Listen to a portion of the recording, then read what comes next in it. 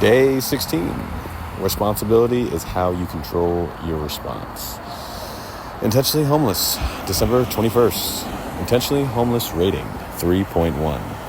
Intentionalities, $10, all-you-can-eat place. It was amazing. Loved it. Love going to eat all-you-can-eat for only $10. It's amazing. Repurposed content, AI obtained. Posted on LinkedIn. I worked out and took a cold shower, and I finished my Patreon content. Unintentionalities, which is not a word, but I am making it a word.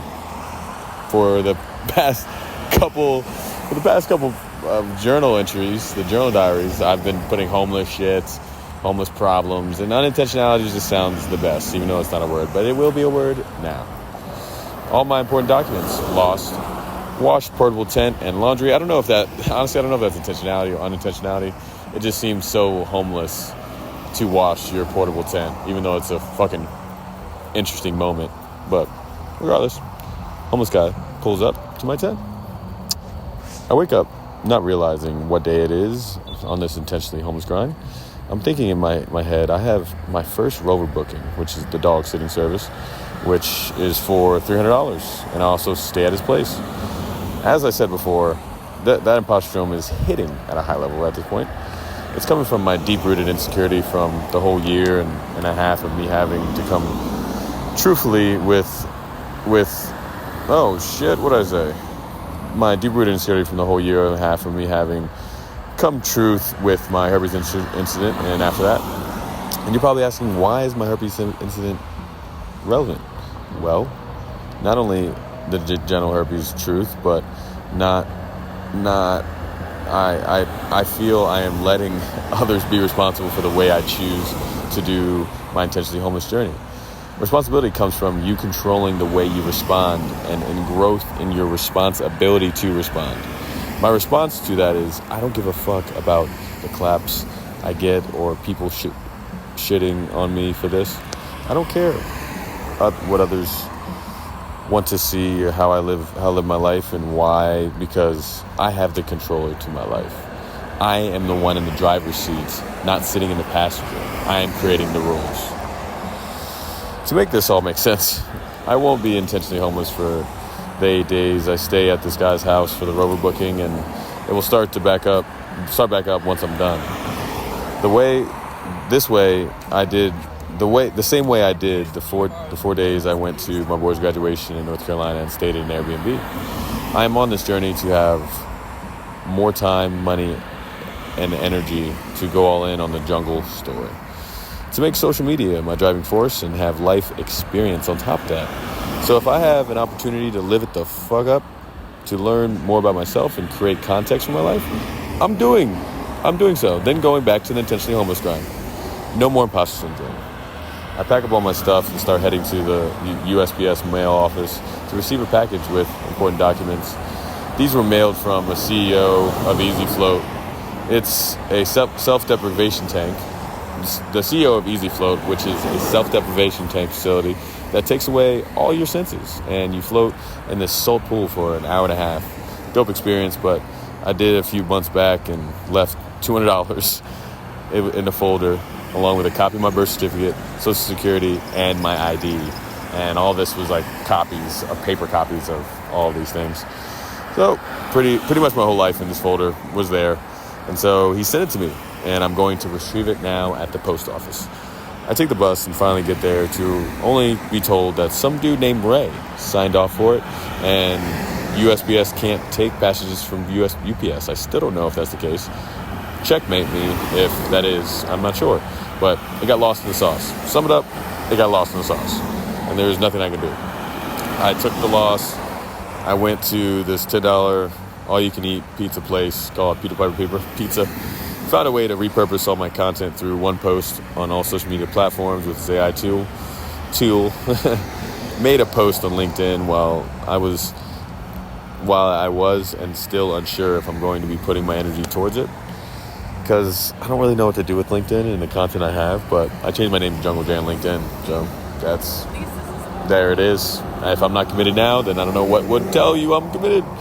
It's about 4 p.m. and I need to go to do laundry, to wash all my dirty ass tent and the laundry. I got there and started putting my portable home in the wash, and I said to myself, now, as I sit at the laundromat, I think, wow, I've came to this point where I am washing my quote-unquote home/tent in the washing machine. I thought to myself, you remember when it was the coolest thing in the world in college to tell the shit stories of what you did the day before? Well, that's how I feel about washing my tent at the laundromat. The shit story turned into an interesting-ass experience.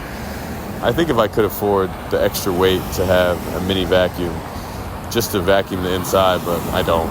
Also, it rained and stayed wet and didn't want it to start to smell. And I was pretty much Michael Phelps swimming in my tent at that point, seeing that pretty much my whole tent slid almost down to the ditch, a slight ditch, but classic homeless props. There's a scale at the laundromat, and all I need to do is pay 25 cents to see how much I weigh. I pay it and step on the scale. It says I'm 207, big body, no neck. You know the vibes, soda can vibes. You know it. Then it ends with the message saying, don't worry, have faith. I said to myself, say less. I leave, and it's about 9 a.m. at this point. I catch the bus to the gym and work out. I start to take my cold shower, and of course, the intuitive thoughts start flowing. I started thinking about the homeless kid I had a good conversation with. I ended up telling him where I was staying, and I thought to myself, well, that probably wasn't smart. Seeing my natural and organic self, trust first, then think second, because I don't live in fear-based state of mind. I live in a trust-based state of mind. Fear usually comes from negative experiences and mindset you have, and also based off of something from the future that hasn't happened yet. The problem with that is you can't trust those who are in survival mode and on this homeless grind. If their ribs are touching, then they will do anything to get themselves out of the position that they're in. I just have to be more cautious and understand the environment that I'm in. I finish up at the gym and head to my homeless spot. I set up my tent and start to do my video for my Patreon and the explanation of it. I'm sitting on my air mattress with my feet outside my tent. Next thing you know, I hear footsteps coming from behind my tent. My heart starts racing, and I instantly get up and see a man behind my tent. He says he's living behind my tent, and I swear I was shitting myself. I didn't know who it was, what it was, and I didn't know what was about to happen. But he says it was just another homeless dude that was maybe 50 yards away from me, and he explains his whole life story about how he lost everything, has no way to communicate with his family back home. I listened and simply tell him I wish him the best on his journey. It scares the shit out of me, honestly, but it made me start thinking I'm going to need a gun, taser, or something to defend myself out here. Regardless, I went back to finishing up my Patreon video and then knocked the fuck out. Notes from today: recycle your pain, don't weaponize it. What's the difference between intuition and fear? You try to fill the hole of a father not being there. There's no such thing. Achievement or human relationship that can fill that. Only when you embrace full unconditional love of truth, you can never get enough of what you don't need. Stuff only makes us want more. Achievements are temporary highs, leave us more empty. People are going to let us down. They are human like we are. I think that was a combination of multiple different quotes that I put together into one, so maybe that made sense. Maybe it didn't. But go back and listen to it. Regardless, process matters, not the outcome. Ooh, this is fire statistics. 48% of people in sales never follow up with a prospective client. 25% of people stop after the follow-up contact. 12% of people stop after the third contact. 90% of people in sales make no more than 3 contacts. 2% of sales are made on the first contact. 3% of sales are made on the second contact. 5% of sales are made of the third contact. 10% of sales are made on the fourth contact. And 75% of sales are made between the 5th and 12th contact. That should tell you how you should do with your relationships, right? If you're at the 5th and 12th contact of just saying, hey, what's up? How you feeling? Vibe check, energy check, life check. Just sending out gratitude text. I promise you, people will trust you more and be able to understand where you're coming from. You actually build fulfilling relationships, not just in sales, but in relationships as well. That shit's beautiful. Patience and speed are one and the same. massively on a global level patient, but on a practical and execution level very fast. Speed is the only thing that matters. Opinions predicated on people's insecurity and ego slows shit down. All right. That was day 16, I'm sorry. And I appreciate all of you guys. And just want to say much love to Spreading. My beloved answer another question.